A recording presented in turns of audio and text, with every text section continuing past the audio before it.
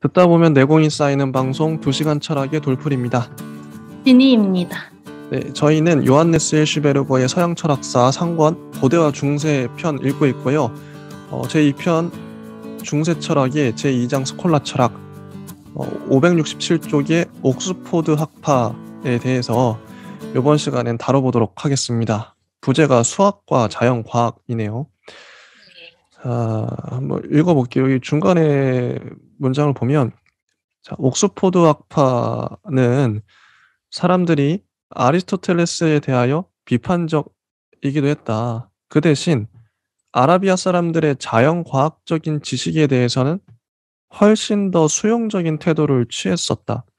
그리고 이들은 샤르트르 학파의 유산을 이어받아 길러나가고 파리에서는 거의 관심을 끌지 못했던 수학과 물리학을 연구했다. 자, 수학과 물리학을 연구했어요. 특히 뒤에 와서 영국 철학의 특색으로 되어버린 바와 같이 사람들은 항상 경험을 존중하는 태도를 취했다. 그럼에도 불구하고 근본적인 태도에 있어서는 아우구스티누스적인 플라톤주의에 충실히 머물러 있었다. 네, 여기까지. 이 서술이 참 좋죠. 요약을 잘했다고 생각해요. 네. 우리가 대학들에서 봤던 두 가지 경향성 중에 하나죠. 옥스포드 학파. 네, 그래서 이제 아마 수학에 대한 얘기가 나오는 것 같고요. 여기서는 두 명의 철학자가 나오는 것 같습니다. 그로테스테랑 베이컨. 맞나요? 네. 그래서 이 두 사람, 네. 는 우리가 아는 베이컨이 그 프란시스 베이컨이 아니라 네. 다른 베이컨입니다. 로저 베이컨이라고 나오네요. 네. 그렇죠. 아, 그리고 이제 세 번째로 요크의 토마스라고 해서 이 사람도 우리가 아는 토마스가 아닙니다. 그렇죠. 네, 그래서 어떤 학자들인지 간략하게 읽고, 만약에 다른 철학사, 우리가 철학사라고 하지만 서양 철학사 우리 보고 있죠. 예를 들어서 중세 철학사만이 이루어지는 한 권의 책이면 조금 더 자세하게 나와 있을 거고, 수학사 이런 것들이 있어요. 수학사 그리고 뭐 미술사 그리고 뭐가 있을까요? 뭐 기하학 관련된 수학사 중에서도 고대 수학, 뭐 중세 수학 이렇게 나눠져서 얘기가 나오는데요. 수학사도 재밌어요. 수학사도 보면 되게 재밌고, 뭐 고대 중세는 거의 철학과 별개가 아니었기 때문에 매우 재밌고요. 현대에 와서는 오히려 또 접점이 생겨서 또 읽는데 되게 즐겁습니다. 그래서 관심이 있으시면 보시면 되겠고, 아마 오늘 얘기하는 그런 철학자들은 철학에 대해서 우리가 이제 본질에 대해 이야기하고 막 그러겠지만, 그에 대한 철학자들이라기보다는 앞에 유산들을 어떤 방식으로 좀 자기만의 재해석을 통해서 이 학파 안에 존재했는지 이 정도만 이해하면 되지 않을까 싶습니다. 우리 책 안에서는 매우 짧게 부여되어 있는 챕터입니다.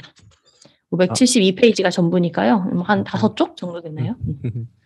그래서 그로테스테 한번 읽어볼까요? 네, 좋습니다. 로버트 그로스테스테는 568쪽을 보면 옥스포드의 프란시스코 학원에서 가르쳤으며 1208년 이후에는 대학의 사무총장이었고 1235년에는 링컨의 주교가 되었다. 그가 특별히 존경하던 인물은 아우구스티누스와 안셀무스였다고 해요. 그리고 그는 다른 많은 책들 외에도 니코마코스 윤리학을 그리스어에서 처음으로 번역했으며 이에 대한 여러 가지 주해서들도 번역했다. 알베르투스와 토마스 아퀴나스는 이 번역판을 통해 그리스어의 개별적인 단어들을 알게 되었다. 그리고 이분이 쓴 책이 빛과 형태의 발생에 관해서, 선, 각, 형태에 관해서, 빛의 굴절과 반사에 관해서, 무지개에 관해서, 색채에 관해서, 태양열에 관해서, 물체의 운동과 빛에 관해서, 운동과 시간의 한계에 관해서 이런 연구서들을 냈어요. 참 빛에 관심이 많았구나 이런 걸 알 수 있죠. 그래서 아래 문단을 보면요. 이 그로스테스테는 빛의 형이상학이라고 해요. 존재와 생성 전체의 형이상학인데 구체적으로 빛은 물체이기는 하나 지나치게 섬세한 실체여서 관념적인 것과 현실적인 것 사이에 놓여 있다. 빛은 물체적인 것의 원리이며 그 형상이다. 인용문을 보면 즉 빛은 본성적으로 모든 방향으로 퍼지기 때문에 어둠이 방해를 하지 않는 한, 한 점으로부터 마음대로의 크기의 빛의 공으로 된다. 왜냐하면 스스로가 많아져서 밖으로 뻗는 힘이 바로 빛이기 때문이다. 요런 인용문이고요. 그런데 물체적인 것의 근원적인 형상인 이 빛은 스스로 퍼져나감으로써 스스로 퍼져나가지 못하는 첫 번째로 만들어진 물질을 점점 더 많아져 가는 빛 속에 끌어들인다. 이렇게 해서 물체와 세계와 여러 세계들이 생겨난다고 해요. 재밌죠? 빛의 형이사가. 지니님은 어떻게 보셨나요?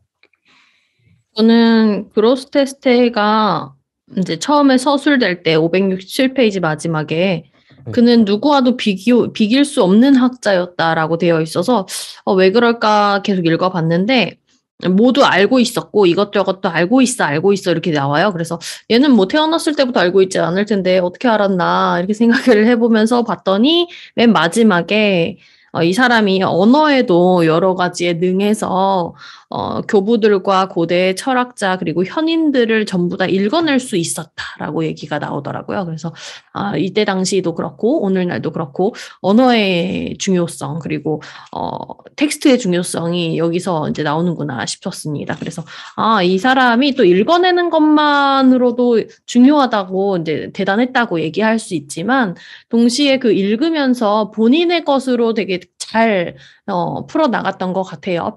이 당시에 빛에 주목하기는 쉽지 않았을 텐데 빛에 주목했다는 것은 이제 여기서는 빛이 우리가 이제 초등학교, 중학교, 고등학교에서 배우는 그 빛이라는 개념, 뭐 빛의 굴절, 뭐 그걸로 인해서 일어나는 착시 현상 아니면 뭐 빨대 물 속에 넣어봤더니 꺾여서 보인다, 뭐 이런 것들 있잖아요. 물의 굴절과 빛의 굴절 막 비교하고 그런 걸 통해서 배운 게 아니었을 것인데 이 사람은 도대체 어떻게 알았나 이 부분이 되게 궁금했고요. 궁극적으로 여기 밑에 보면 빛은 물체이긴 하나 지나치게 섬세한 실체다 이렇게 얘기를 하는 맥락을 보니까 저는 이제 확실한 건 아니지만 추론하건대 고대 형이상학과 이제 관련된 어떤 자연에 대한 탐구, 피직스 뭐 이런 것들을 했었죠. 그런 탐구 안에서 스스로 깨닫게 된 것 같아요. 빛에 대한 실체를. 그래서 이 사람 정말 대단한 사람이다 싶은 것이 오늘날 지금 2022년에 읽어도 되게 틀림이 거의 없죠. 그래서 빛의 이 제목만 봐도 매우 좀 놀라운 것이 빛과 형태의 발생에 관하여도 이미 알고 있어요. 이건 이제 인상주의 관련된 내용 이제 나중에 미술사 이런 데서 보시면 빛에 주목한 여러 가지 학파가 있는데요. 빛에만 주목을 해서 색채로 나타내는 학파가 이제 모네, 마네 뭐 이런 시절이고 또 그 이후에는 빛과 더불어서 관점을 도입을 해요. 이제 시각 안에, 회화 안에. 그랬을 때는 인상주의로 가서 여러 가지 다층의 관점이 등장하게 되는 그런 형태를 역으로 본다면 빛은 우리가 보는 사물들과 이제 사물들을 좀 더 확장해서 세계, 진실, 진리 이런 것들을 결정하는 중요한 요소다라는 걸 이 사람은 이때 이미 알고 있었던 거거든요. 되게 일찍. 그리고 각 형태에 관해서도 얘기를 했던 부분이 이제 내용도 매우 궁금해지긴 하지만 그것이 굴절되고 반사하고 무지개 스펙트럼 같이 그런 형태가 있고 또 색채에 관하고 태양열이라고 한다면 우리가 지금 되게 자원과 더불어서 얘기를 하지만 그 태양열에 관련된 근본적인 얘기를 우리가 배우진 않는데 이 사람은 이대로 또 물체 운동이랑 또 운동성에 관한 빛에 관한 내용, 또 운동과 시간에 대해서 연결지었다는 것 자체가 되게 비전이 컸다 생각을 하고요. 오늘날은 되게 당연한 얘기예요. 절대적 시간성을 얘기했던 뉴턴과 상대적 시간성을 얘기하기 시작했던 아인슈타인의 터닝 포인트 그리고 당연히 시간은 공간과 떼어서 생각할 수 없는 오늘날 당연해지는 개념인 시공간성이 어떻게 이어지고 그것이 어떻게 구성되며 우리의 인식과 차이와 관점과 첨단 기술 등등에 연결이 되는지 너무 당연한 얘기인데 이 당시에는 과연 그랬나? 이렇게 본다면 이런 제목조차도 되게 놀라운 거죠. 이제 철학자라고 설명되는 한 사람인데 어떻게 여기까지 잘 접근했을 수 있을까? 이 사람이 이제 다른 공부를 했다면 어떤 공부를 했고 어떤 직업을 가지고 있는지도 되게 궁금해지는 그런 부분이었습니다. 그래서 이 hirschberger의 좀 찬사들을 보다 보면 좀 과하지 않나 싶을 때가 가끔 있었는데 이 사람은 좀 인정해요. 뭐 그 누구와도 비길 수 없는 학자였다. 이거는 저는 좀 인정할 만한 그런 찬사라고 읽었습니다. 보니까 제목을 보니까 과학자 같은 느낌이 네. 들고요. 근데 이 당시에는 또 과학이라는 게 특별하게 음, 좀 그러니까 차이로서 분과 학문으로서 나와서 독립적으로 존재하고 있지 않았을 것 같아서 되게 맞- 비전이 참 대단했던 사람이구나라고 생각이 듭니다. 아리스토텔레스가 분명히 이제 플라톤은 좀 관념적이었지만 아리스토텔레스는 좀 이런 동물학자 같은 느낌, 과학자 같은 느낌이 강한데 그 영향을 받았을 수도 있고 또 특히 빛 같은 경우에 플로티누스가 그 유출 이게 태양 비유를 들잖아요. 아마 거기서 착안을 해서 네, 신이 맞아요. 이제 태양이니까 그래서 빛에 관심을 그래서 많이 갖지 않았을까 이제 추정이 아마도 되네요. 그 이전에도 우리가 막 원자론 하면서 우주에 관련돼서 세계에 관련돼서 뭐 아니면 세계의 근원에 관련돼서 뭐 흙, 불 뭐 이런 거에 물 했었잖아요. 그런 것에 대한 이제 좀 포괄적인 의미는 있을 수 있었지 않았을까 뭐 이렇게 하는데 굴절, 반사, 색채, 운동, 시간까지 이 연결이 빛 하나로 연결이 된다는 게 이 사람은 참 대단한 비전이지 않았나. 뭐 통찰력이 되게 좋았다. 맞아요. 그렇게 생각을 했습니다. 네. 그래서 계속 보면요. 뭐 빛의 형이상학인데 여하튼 하면서 그로스테스테는 자기의 빛의 형이상학에서 중세기의 아리스토텔레스주의를 넘어서서 일종의 근대적인 사상을 즉 항상 내적인 본질에 관해서만 말하지 않고 자연을 수학적 양적인 방법으로 재고 설명하려는 시도를 앞질러 했었다. 왜냐하면 빛의 이론에 의해 생긴 그의 광학은 결국은 바로 이런 것, 수학적 양적으로 재는 것이었기 때문이다. 여기서 양적은 물리적인 것의 초창기 형태일까요? 예, 그럴겠죠. 네, 음. 아마도. 그리고 또 갈릴레이와 데카르트를 훨씬 앞질러 자연을 관찰하기 위해 물리학과 수학의 권리를 주장하고 사변적으로 구성해내는 자연 철학에만 머물러 있지 않았다는 것도 옥스포드 학파의 큰 공적이다. 음. 그리고 갈릴레이에게 있어서는 경험적 수학적인 방법이 우리들이 재보고 세어보는 세계의 과정이 영원한 관념적인 타당성을 갖는다고 하는 관념론적인 과정과 얽혀 있다는 사실을 보게 될 것이다. 그로스테스트에게 있어서도 역시 모든 사물들에게는 내적인 올바름이라는 것이 있고 이 올바름은 정신에 의해서만 파악될 수 있다. 그리고 이런 내적인 올바름이 있다고 하는 것이 사물의 진리인데 물론 이 진리는 일종의 존재론적인 진리이다. 이 진리가 바로 모든 인식의 참된 근거다. 그리고 우리들의 정신이 이 진리에 도달할 수 있기 때문에 바로 학문이 있게 되는 것이다. 이게 어떤 전제, 대전제죠. 내적인 올바름이 있다. 요거를 전제로 사물의 진리다. 이런 걸 전제하고 학문을 했다. 그리고 570쪽을 보면 이 모든 것들은 신학에 의해 정점에 달하거나 또는 기초지어진다. 결국 신학입니다. 이렇게까지 과학으로 나갔어도 결국 중세의 한계일 수도 있겠는데요. 결국 신학으로 귀결되죠. 신은 형상이요 형상들 중에 형상이다. 음. 그리고 좀 아래쪽에 보면 신은 원형이라는 뜻으로 형상이다.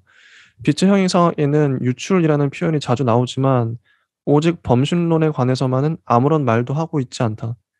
빛의 실체는 신에 의해 만들어진다. 신이 초월적이라고 하는 것은 확실하다. 신의 초월은 특별히 신의 영원성에 의해 보증된다. 신은 이 영원성 때문에 시간 안에 있는 피조물들과 근본적으로 구별된다.